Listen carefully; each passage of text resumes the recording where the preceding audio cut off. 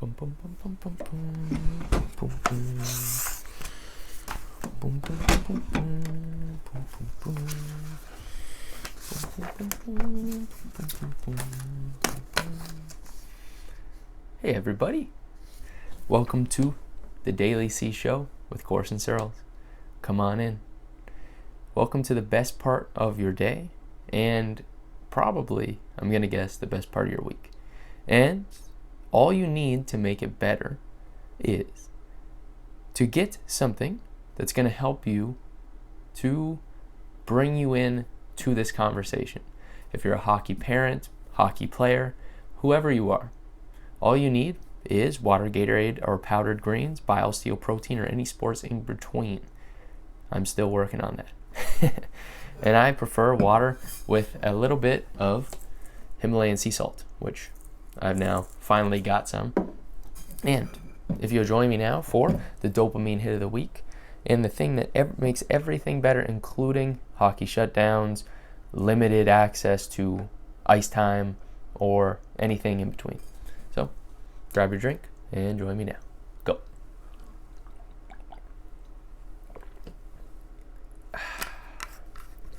Amazing. Just what I was looking for. All right, so let's unveil the hockey curtain. Let's talk about what works, what doesn't, and let's unveil the deeper truths of hockey performance and uncover what it takes to truly understand what it takes to dominate and enjoy the game simultaneously. So make sure to subscribe, make sure to like this video if you enjoyed it, leave a comment about questions you want answered or comments about things that you want to reflect on. And let me know what you want to hear next. All right, so some pretty interesting topics for this week. Number one, we're going to talk about free will. I'm going to dive into why do anything if you don't have free will. So first of all, discussing if we really do and reflecting on what I think. Then seeing no face. So there's a UFC fighter talking about the idea of seeing no face, and he really does an interesting job of pointing this out, and I thought this was worth discussing in hockey. And then tying that into, do you want to make the game personal? Discussing Michael Jordan's approach to that. And definitely something that I want to research more into with hockey players in general, how they approach opponents. But I look at players that I have read and athletes I have read, and Michael Jordan has been one of them, and I thought that was interesting.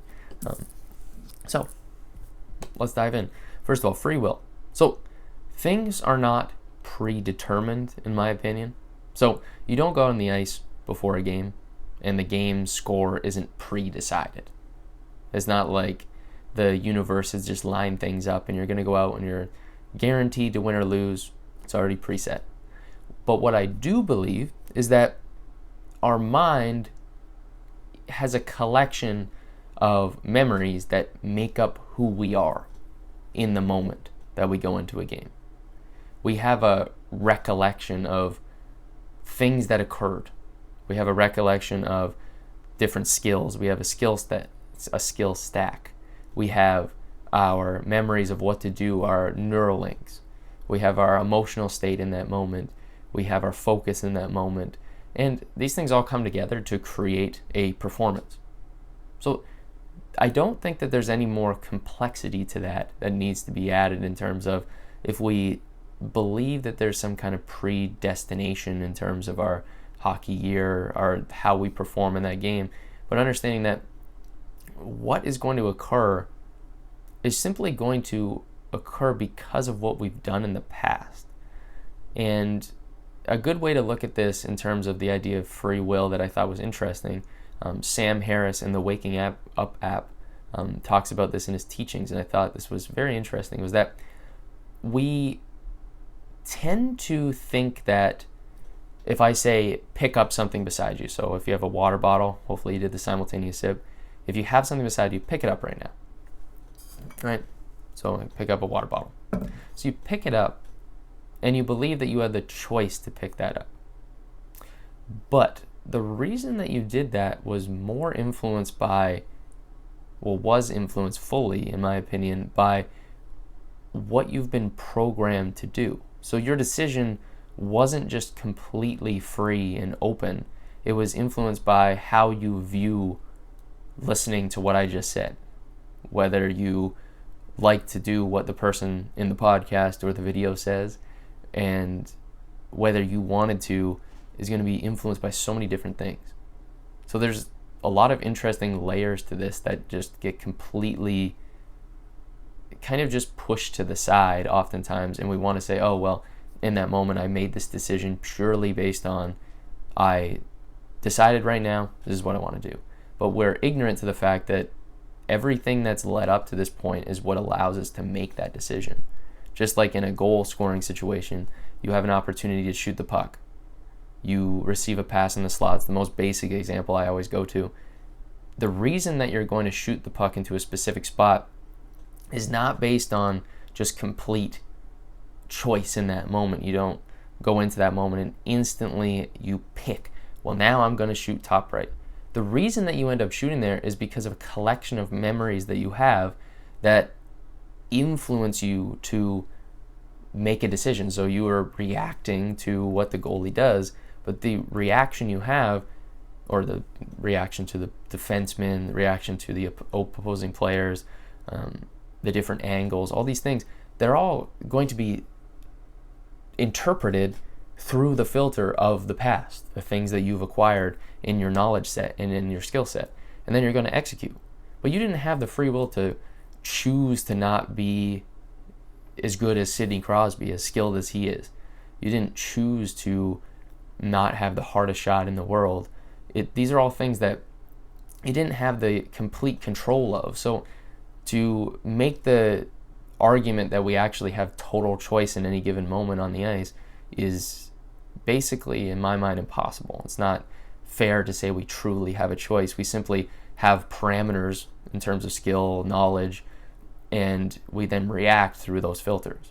So with that, the next question is, well, why do anything then in terms of training if everything that happens on the ice is just going to be just a collection of random stuff that comes together in that moment? Well, the reason we do this is because we want to be able to have the most ability in that moment in terms of skill set, the most knowledge we can in terms of our knowledge set, so that we can make a more informed decision in that moment.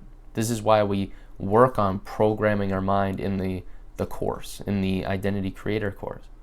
This is why we do the identity sense course, because we're trying to remove all of these filters and these influences and then add filters that are going to make you more likely for success in any given situation, like the shot in the slot example. So why train and why treat your body like a system? Well, you treat your mind and your body like a system, and you put inputs into it because you want to see the best possible outputs come out in these random reactive situations. You want to allow your body to be able to do the best possible thing in these situations, and the way to do this is to maximize the quality of the inputs and to repetitively drive these in to a subconscious level so that you are consistently reacting in the best possible way to these insights. The reason that Sidney Crosby can't score every single time he has a shot, the reason Ovechkin only scores, I believe I want to say 10 to 12%, something in that range. The reason these guys are only scoring this amount is because there is always randomness to the situation, but they're reacting to that with their best filter. The players with the best filters win, ultimately. That's, I think, the best way to look at this. The players with the best filters are going to make the best plays. If you have an equal skill set with someone else, the filter always wins. That's the be-all, end-all, ultimately, because it's all based on likelihood of success. That's really it. So what you need to do is put good things in, feed your mind, feed your body with the best possible inputs, and then you will have the best possible filter in these situations to make the best decisions and execute at the highest level. Okay, that's my rant there. Next, seeing no face. So Kamaru Usman UFC fighter, talked about this idea of when he steps in the cage, he was fighting against one of his training partners that he's fought tons of times in training. And he talked about why he reacted kind of strongly to his opponent, to his old friend, and why he is on a different level than he is. And what he said was that I do not see an opponent in the other side with a face. I don't see faces. I don't see personalities. I simply just see an object, and I have an exact objective of what I want to do. So I thought this was interesting because this is, in a comparison, this is seeing no face, so making things impersonal, to making things personal. I want to say that's the right terminology there. But ultimately, do you make things personal or do you not make things personal? What is the right approach? So if you've seen Michael Jordan's documentary, somehow it escapes me right now, but his latest documentary is very interesting. It's all about the Bulls as they made a run, their final run through the NBA championships. But what stood out was that he would very often take things personally. And they would, if somebody said something to him that was insulting, he would instantly collect that in his mind and remember it, and then he would channel that energy into the next thing he did. You could tell he came out with more intensity, more aggression, and he made things very personal. He wanted to crush anybody who insulted him, anybody who questioned him. So this is a pretty interesting approach. It's pretty cool. But what my thoughts are on this is that this works for some people and this doesn't work. And this is interesting because it also just relies on the opponent to create that motivation. So that is not, in my mind, the most effective, because you want to have a reaction. You want to have a filter on the game that allows you to not need the opponent to do something to spark you. And when we talk about one of the greatest athletes ever, obviously this is somebody you can't make total comparisons to. If we don't have the same skill set and the same dominance, obviously if we're out here putting up elite level, like record-setting point totals, and then somebody makes us angry, we channel that and then we play a little better, that's good. So I think that's a positive that you could use, is that if someone does annoy you, you use that as a way to channel and you internalize it, and then you simply just convert it to energy. You forget about who said it, why they said it. You simply just remember what that made you feel and channel that energy. But to me, what you don't want to do is make it a conscious and personal thing where you see the other person as, well, I want to beat Joe, whatever their name is. I want to beat this person. Because if your intention becomes to beat this person, now you're egoically thinking that. It's the voice in your head that's now communicating with you to execute and to beat this person. And we've talked about many times, you don't want to be playing in that level. That's the top, the worst tier of the three. So you have, obviously, the egoic voice is the top. That's the one that we're talking about here. You don't want to be using the internal voice. You don't want to be using just your identity, the things you've pre-programmed. You want to tap into total presence. And then you kind of waver between creating things that are based off of your pre-programmed identity, and you waver back and forth throughout the game. And it's always going to rely on your pre-programmed identity to allow you to make those creative plays. And that's where the argument becomes with free will is do we really have the ability to tap into the true player? And I think we don't necessarily have the ability to make totally free plays because we're limited by our skill set and our information. But we can make new plays that we haven't learned before by making new connections. This is where new ideas come from. This is where great deeks come from. So I think that free will thing is very important. But coming back to the topic of if it's good to make things personal, no, I don't think it is good to make things personal, because it's going to push you kind of upward in that direction towards the idea of the egoic voice. So we're not all the greatest player, greatest athlete ever. And we don't want to try to rely on their tactics, but we can leverage the idea of remembering the emotion, bringing that emotion in, giving us energy and excitement. Excitement is always good. Joy, passion, energy, more of the positive emotions are always going to help you to feel better, but we can't rely on that as an energy source. So what we want to rely on is an extreme excitement about the objective.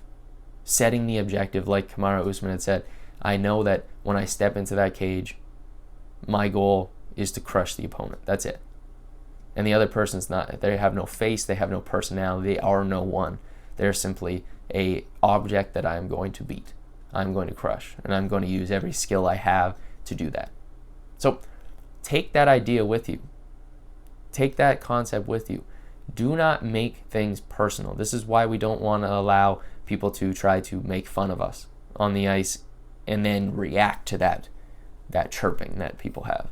When someone tries to chirp you, the last thing you want to do, unless you enjoy and have fun talking to people on the ice and something that brings you into a kind of energetic, fun state, you don't want to be talking, because that's going to make you think and bring you towards the egoic voice trying to control the game again. Don't let the egoic voice take over.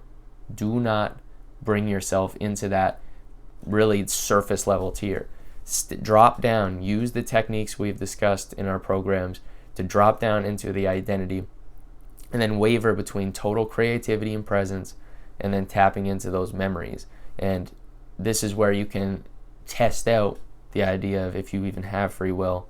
But what ultimately it comes down to is preparing yourself for those reactive moments and having the best possible filter you can. So hope you guys enjoyed this week's episode. Again, let me know in the comments what you want to hear next. Like and subscribe so I know what you're enjoying, and so you can continue to see the content each week. I'll see you guys next week. Enjoy.